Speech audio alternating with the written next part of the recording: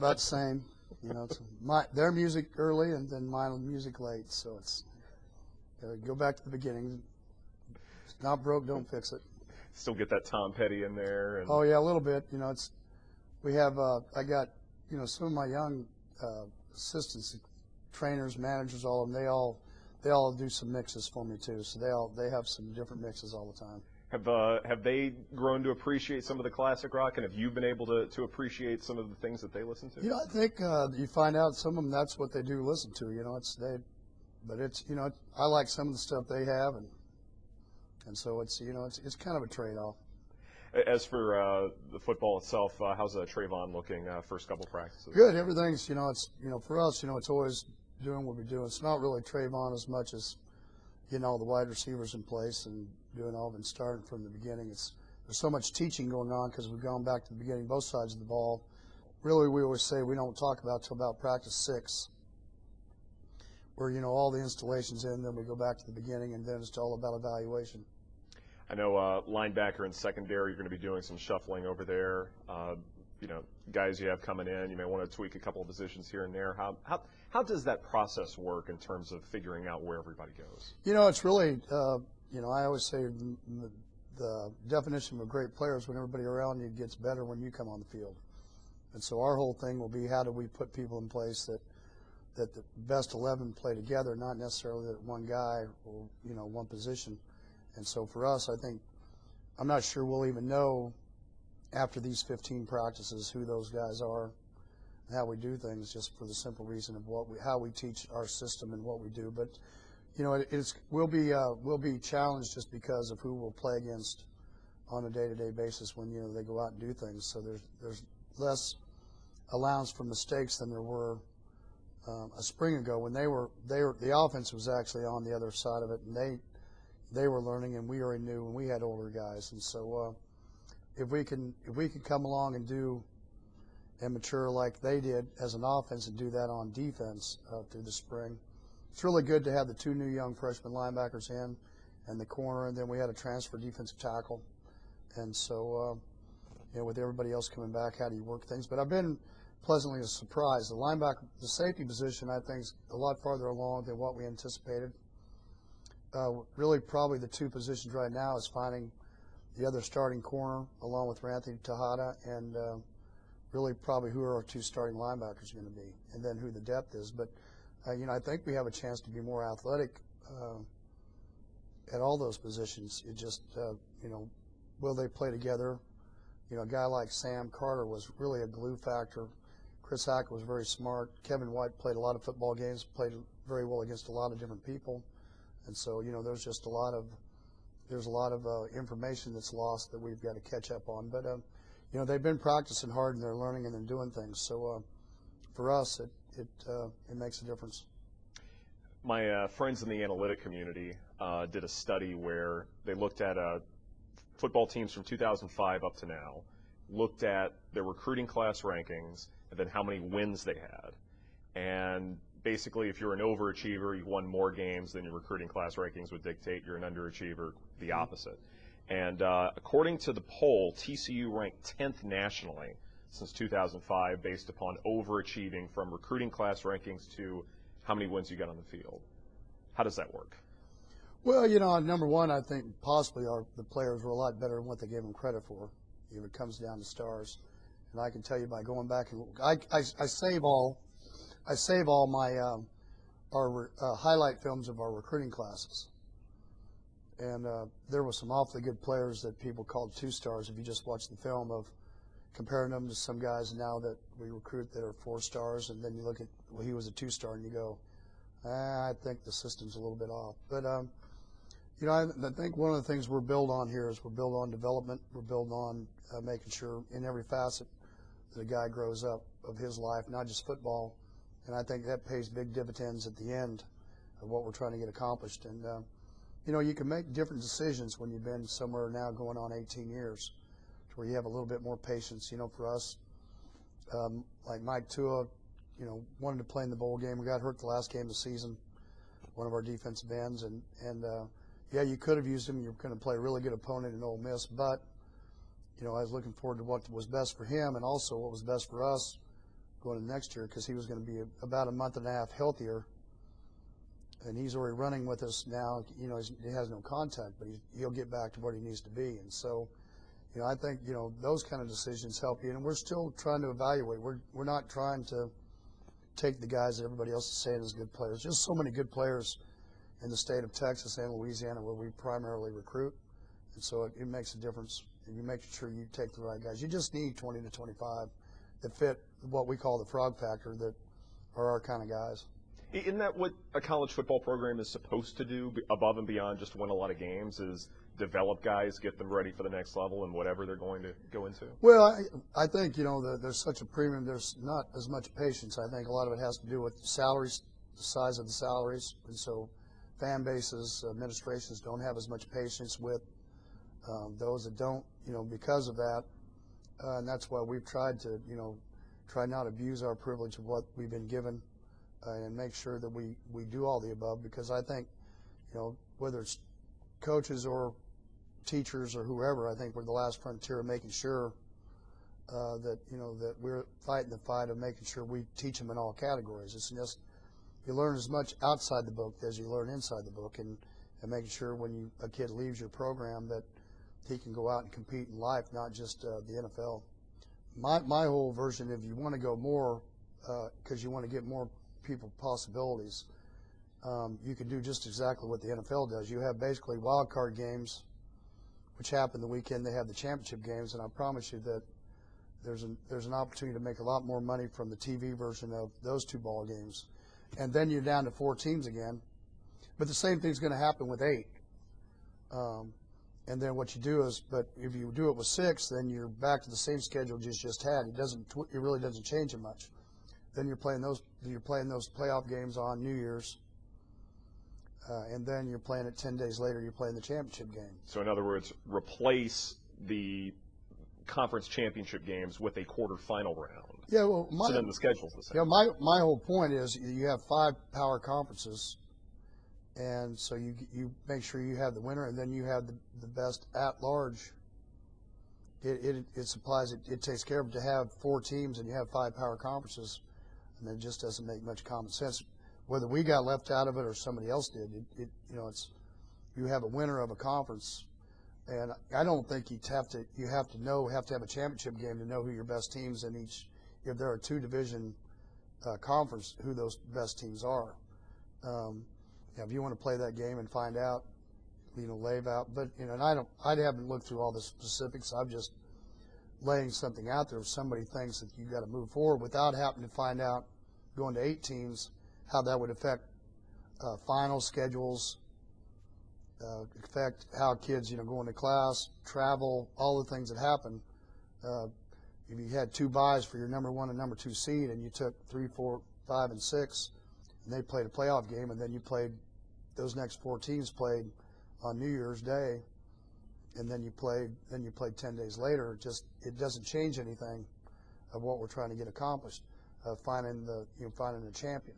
Eventually, I think we may go to 8, but the thing that we go to 8, is you still have a problem like at TCU where we don't practice during finals. So if they set a playoff game the week that we would be in finals, I mean, how do we do that? I mean, we've had a precedent. So how do you go and play that second week of December when we don't even practice for bowl games when we have that? So how do you change it? The other thing too, and this may be just me opining, but when they first created this playoff system, the first concern that I had right away was, can smaller schools and teams in mid-majors have the same opportunities that they did under the BCS in terms of making money, go to high-profile games, things like that? When TCU was you were here when TCU was, you know, part of the elite of the mid-major programs.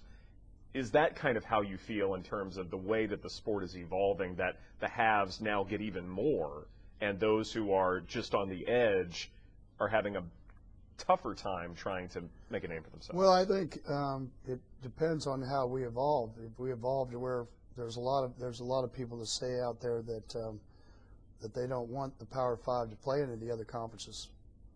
You know, one of the ways that they're all making it is to make sure that you play those games where they get a payout game where they can that helps their budgets.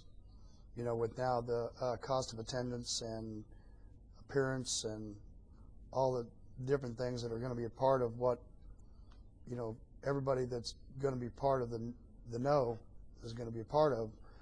Those who can't do that, I mean, you're going to have a bigger separation, and it's going to keep getting bigger. And so, is it important for us to keep 120 some teams at Division I level? Is that important for us to do?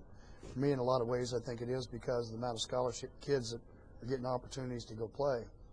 If you have to split the division and drop down and they don't have as many scholarships, that's costing young people an opportunity to not only play the game and have a chance to go to the NFL and do things, but also an opportunity for a degree. And so, I mean, I think there's I think we need to make sure that we use a lot of thought process in what we're trying to do and think about this game on a long-range basis, not on a short range basis, just for the simple reason there's a lot of people that it's going to affect. You know, just like going to 85 scholarships a long time ago. You know, and now you see the parity in college football. You know, I hear out there that we now want to redshirt freshmen. Well, you know, it was okay when you had 120 scholarships. Now you're going to ask a team, if you redshirt 20 to 25, however many freshmen that you have, other teams have advantages. For the simple reason, I may only took 12 in my freshman class, and somebody else might have taken 25. So I'm going to play with 12 or 13 more players during the season than what they are. It's not like we're sitting in a situation where you know, we're the NFL where you're down to 43, but if somebody gets hurt, you can bring in a free agent.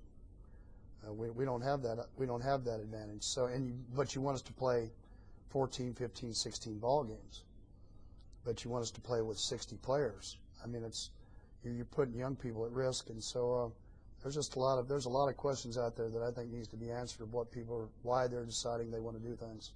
I thought that was a cool sign. I mean, it's, you know, but you know, it's you gotta love your fans that believe that you can do whatever you need to do. I mean, that's what you wouldn't want it any other way. You know, people ask you. You know, it's, as I tell people all the time, you know, wherever you're ranked, if you're ranked low, then your job is to prove them wrong, and if you're ranked high, your job is to prove them right. And, you know, you would rather be, because in other conferences, we're Rose Bowl year where we started, I think, in the top 5 in the nation. So as a program, we're not new to the thought process of being that kind of a program. You know, we're a surprise to the rest of the nation because they always thought we won ball games because of who we played. But you find that they had some awfully good players in those leagues, and there were some awfully good teams. And you take Boise State's and Utah's and BYU's. San Diego State always had great players. And so, as you look back at everything that's going on, it's you as a program, you're trying to make an identity of yourself, and your fan base thinks that way. I think one of the things that I try to do is make sure that we understand that we overplay and understate. I think as a program, it always helps you to do that. It keeps you in a good position to be what you want to be, and it makes your kids not lose sense of reality of what's really going on with them. Is there a distinction? I mean, obviously this program has achieved a lot in major bowl games already, but is there a distinction shellacking an SEC team in a bowl game versus all the other opponents that you play just because of what the SEC has accomplished the last decade? Oh, I don't know if winning an SEC, the Peach Bowl was a bigger game for us as a program than winning the Rose Bowl against a Big Ten team. I think I always quantify all of it by the kind of, Wisconsin was beating people by 40, 50 points their last 5 or 6 ball games, the year we played in Rose Bowl. They were a very good football team. And, so was, Ole Miss, having beaten 2 previously ranked number 1 teams. So for us, I think they both have their place. I think it's as you climb the mountain, they both help you put spikes in and get a better foothold on and where you are as a program and where you rank. I sometimes think that as a program that we gain more on a national scene by not being in the playoffs and the way we handled it, and then the way we played in the Peach Bowl than we would have if we would have played in the playoffs. Now, obviously, all of us wanted the opportunity to play in the playoffs and get a chance to do what we needed to do. But really, it's I think in both cases we won, and so especially with parents and people, because as I've told people, at some point in time, somebody's got to do the right thing. Whether it's college athletics, football, college football, or politics, it's all you hear is the negative anymore. And so, when it doesn't turn out right for you, just to be able to turn the other cheek and say, here's how this is, and we're going to prove our point on the field, and if we can't do it in the playoffs, then do it on the field another way. And so that's the way we approached the whole situation in December, is for us to be able to prove. And to be honest with you, we have a lot of patience because we sit outside. We've said it for a long time as a program. We've only been back inside the circle for 3 years. So we've sat outside the circle. I mean, all the things that had to happen to get into the Rose Bowl, it had to be written in their document that, this was the year that a non-BCS team could do it. You had to have the Pac-10 team playing for the national championship, which Oregon was. You had to be the highest-ranked team, all the things down the line. It still had to come down to Boise, ranked higher than us, getting beat that Friday night while we were in Albuquerque getting ready to play New Mexico. And so, all that said, as maybe not our kids, but our staff, we've been through it, our administration, our fan base, we've all been through that as we've climbed back up the mountain ever since when TCU got left out of going to the first Big 12 conference. And so, it's just part of the growing pains. Still, I think I'm not one of those guys that thinks I'm going to do it another 20 years. I like other things, and I like people. And to do this job well, I think you have to spend a lot of time, by yourself. You and your 9, 15 guys that you do all you do. So I think at some point in time, I'm not going to ever be a guy that's going to retire. I'll retire to something. It'll be to kids, or if I could help, somewhere in broadcast and do something like that. Or be a consultant to maybe to people that play defense. I haven't really put that much mindset into it, just for the simple reason that I'm not that close to being able to do all that. But I don't think that you'll see me be a guy that goes into my 70s and 80s like some have. It's not like that the that's Bill not Snyder's in the world. Well, no, I just it's there's a lot of other things I like to do, and basically, you spent most of your life raising other people's, helping raise other people's kids.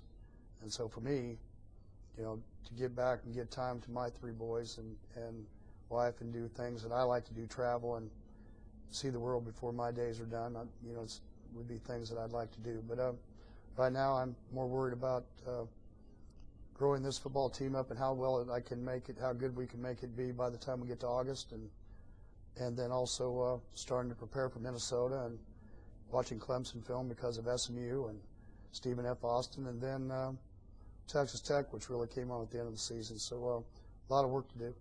It's amazing that you hear about head coaches of major programs who've been somewhere for 10 years, and a lot within those communities say, okay, they've been there long enough, it's time to move on. You're almost doubling that at this point.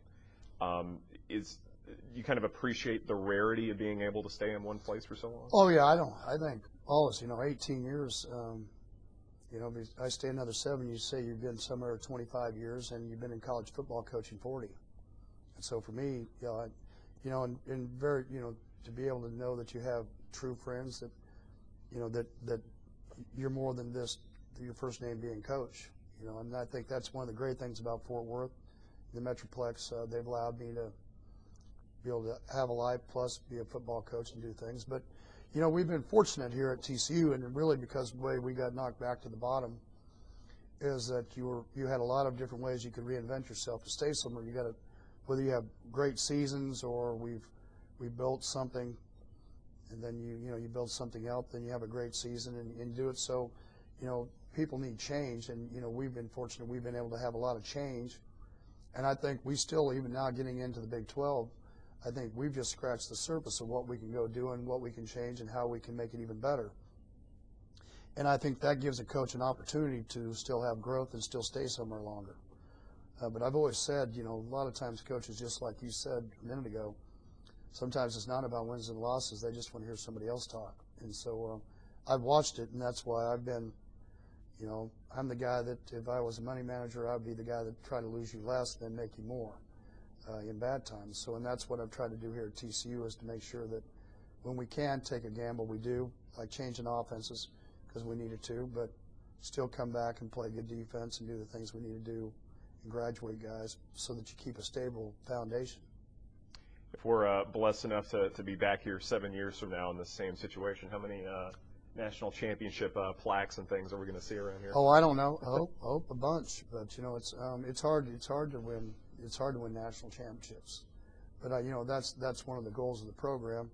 And whether it's with me, and hopefully it is, we're still here when we do that, or it's somebody else you knew that you helped be part of the growth of a university. Very few times you get a chance to say you're able to do things that nobody else, be a part of something no one else has been able to do. And TCU won a national championship back in the 30s, and so they have accomplished this. But it's been a long time. And so for us, how do you get yourself back? And we're still in the process. I said 3 to 5 years. We did it sooner, winning a conference championship than maybe a lot of people thought we'd have an opportunity to do. But we're still a ways, but I think we're gonna keep growing, and we've had good recruiting classes back to back. And the great part about this recruiting class that we just had in is probably 2/3 of them wanted to be part of TCU when we were 4-8. And so they're the right kind of guys that, they weren't in it because of the ones you win or, the stars that have been part of it. They were here because they knew the education. They knew how we could develop them and do things and do everything they wanted to do academically in school to get what they wanted. And if you keep recruiting that kind of class and we keep raising the level of player because really it's about depth. If you want to win a national championship, it's about depth. And so for us, we've just got to keep acquiring that and getting good players in the right places. If I burned a CD of Mike Ducey covering Tom Petty, would you play that during practice? Oh, sure. I mean, if it helped me win, and if we did win, then I'd play it twice. I mean, all coaches are superstitious. But everybody, you have it even with our kids. Then I won't play it, and then we don't play well. Like I'll just play their music and say, Coach, we got to go back to your music. We all have superstitions, and they're all used to routine. And so how do you change it? And you're going to have to change at some point in time because every year we get farther away from when those songs were played.